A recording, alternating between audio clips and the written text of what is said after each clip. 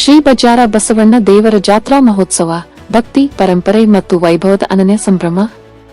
ಇಳಕಲ್ ನಗರದ ಶ್ರೀ ಬಜಾರ ಬಸವಣ್ಣ ದೇವರ ಜಾತ್ರಾ ಮಹೋತ್ಸವವು ಡಿಸೆಂಬರ್ 4, 2025 ರಂದು ಅದ್ದೂರಿಯಾಗಿ ಭಕ್ತಿ ನಿಷ್ಠೆಯ ಮನೋಭಾವದೊಂದಿಗೆ ಮತ್ತು ಸಾಂಪ್ರದಾಯಿಕ ವೈದಿಕ ವಿಧಿವಿಧಾನಗಳ ಮಧ್ಯೆ ವಿಜೃಂಭಣೆಯಿಂದ ನೆರವೇರಿತು. ಬೆಳಗಿನ ಜಾವ ನಡೆದ ಪವಿತ್ರ ಮಂತ್ರೋಚ್ಚಾರಣೆ, ಪೂಜೆ ಮತ್ತು ಅಭಿಷೇಕದೊಂದಿಗೆ ಮಹೋತ್ಸವವು ವೈಭವದಿಂದ ಆರಂಭವಾದದ್ದು ಭಕ್ತರ ಮನಗಳಿಗೆ ದೈವಭಕ್ತಿ ಮತ್ತು ಆಧ್ಯಾತ್ಮಿಕ ಶಾಂತಿಯನ್ನು ತುಂಬಿತು.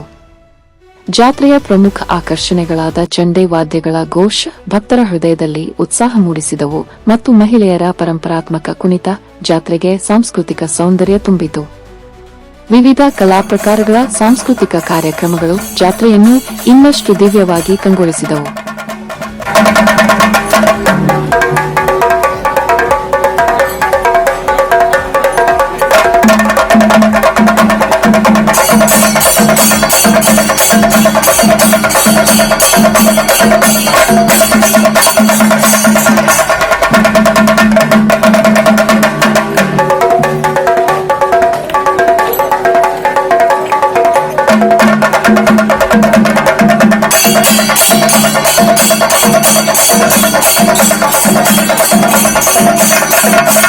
ಮಹೋತ್ಸವದ ಅತ್ಯಂತ ಪವಿತ್ರ ಸಂಭ್ರಮದ ಕ್ಷಣ ತೇರಿನ ಕಳಸವನ್ನು ಕಿಲ್ಲಾ ಓಣಿಯ ಸುಮಂಗಲ ಪಾಟೀಲ್ ಅವರ ಮನೆಯಿಂದ ಮಂಗಳನಾದ, ಶಂಖಧ್ವನಿ ಮತ್ತು ಸಾಂಪ್ರದಾಯಿಕ ವಾದ್ಯಗಳ ಘೋಷದ ನಡುವೆ ಗೌರವಪೂರ್ವಕವಾಗಿ ದೇವಾಲಯಕ್ಕೆ ತರಲಾಯಿತು.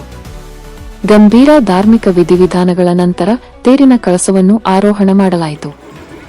ಬಳಿಕ ಭಕ್ತರು ಭರವಸೆ, ಭಕ್ತಿ ಮತ್ತು ಶರಣ ಸಂಸ್ಕೃತಿಯ ನಿಷ್ಠೆಯೊಂದಿಗೆ ತೇರನ್ನು ಎಳೆದರು.